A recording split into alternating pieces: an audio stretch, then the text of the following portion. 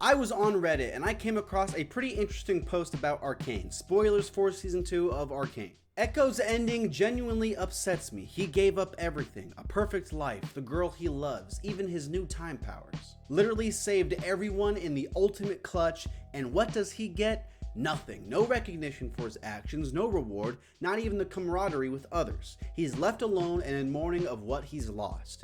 It makes my heart hurt. I feel like he could have at least gotten something, like maybe Jinx, assuming she was alive in that airship, could have left him a note or something. Maybe it's just me, but it feels so cruel without a point behind it. Or maybe I'm just missing it. First of all, I want to say that this analysis of Arcane, I don't think is like necessarily wrong or bad. I think however you interpret the material is, that's your canon. That's your real meaning of the show. I think that's important. Kind of like a cop-out, like maybe pretentious response of like, everyone's opinion matters, but I think that's very true. But I also think it's important to look at this person's comments and their take on this whole ending, on the character of Ekko and Jinx, and maybe recontextualize it in a sense of making it better. Because if they're really, that sad about Ekko and like, it's so sad, what's the point? There's no purpose to it. I think there is a purpose to it, and there is, and not even like some joy and some hope to be found in it, but I think it's important. It is obviously very sad. Let's get that out of the way. There were so many times I'm watching this show and I'm like, damn dude, that sucks to be Ekko right there. Ekko, my guy, you have been done dirty.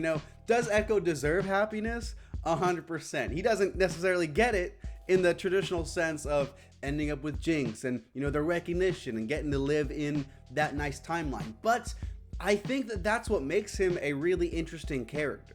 I think a big decision to talk about and focus on is to not stay in that alternate timeline and to go back and to help try to save the situation. Obviously, that is the comfortable answer. That is the easy answer. That's the easy thing to do, is to stay where you are in this new timeline where you sacrifice essentially Hextech and Vi for the happiness of yourself. That is the safe thing to do. But I think what's important about it is the strength that we see in Ekko, that strength to do what's not easy and to do what's not comfortable and to go back and save all of the people, even though it's the hard choice. It's the hardest choice. Heimendinger, not so much necessarily is willing to go that route, and I think that that's what makes Ekko such a heroic character, is the fact that he's willing to do that. And because also at the end of the day, this is not his powder, this is not his Jinx. If he stays here and he just wants to like, okay, take the easy way out and spend his life with this powder, that is a disservice to his relationship with his own Jinx, and I think that's a little insincere, and I think that he would have a hard time living his life knowing that in a sense he abandoned her to like stay with his powder. And I know that at this point, he doesn't necessarily know that Jinx is coming around back to the good side, and he's kind of already given up on her by that point, but still, I think it'd feel weird for him. I think it'd feel a little, not fair to himself, not fair to this powder, and not fair to all of his friends back in his own timeline. And also this shot of him at the end when he's by himself, I think that's a very strong thing because he's sad, he's lost a lot like the post says, but I think that's also true to real life because oftentimes we want to do the right thing, but we don't, because a lot of times we want to do the right thing. We want to be praised and rewarded for choosing what's right.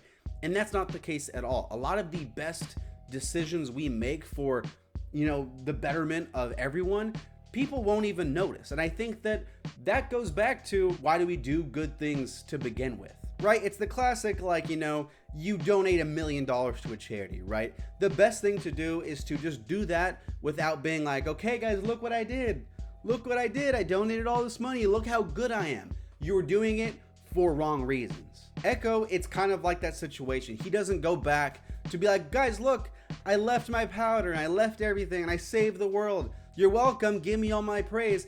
That's not why he does it. He does it because he cares about society. He cares about the people, because that's right. And that's what makes him such a damn good hero. Sometimes doing the right thing, it does hurt and it does suck. And it's something that we don't want to do. And I think that sad as this ending might be for him, it's realistic. And I also think that just for, you know, to give hope to the people who are really sad about this. I think it's pretty clear his story in Jinx's is far from over. I think that we've kind of seen that explored a few different places. Let's look at a few other people in the comments. They had some good responses. SJ Reaver says, he does have an entire vibrant community who loves and respects him. Every version of Ekko in the various League of Legends stories has a bunch of friends who'd ride or die for him, as well as number of romantic admirers. My boy Ekko.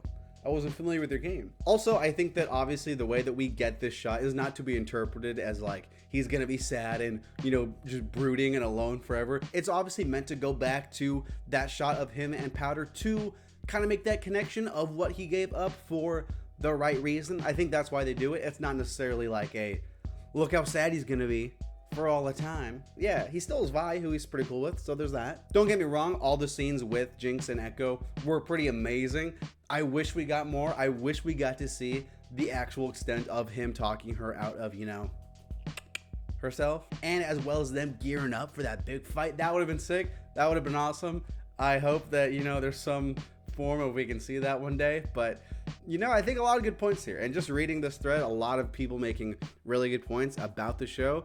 I am happy to read the analysis. And, you know, shout out to the person, the good Camaritan, for just posting this to begin with. I think it's important to, you know, talk about the characters and what they get and just, you know, character development. Interesting. It's really interesting. Anyways, that's the video. Thanks so much for watching. New videos every single day. Hit subscribe. I'll talk to you later. More Arcane content coming soon. I did another Arcane on my other channel. Check that one out. It's pretty good. Bye.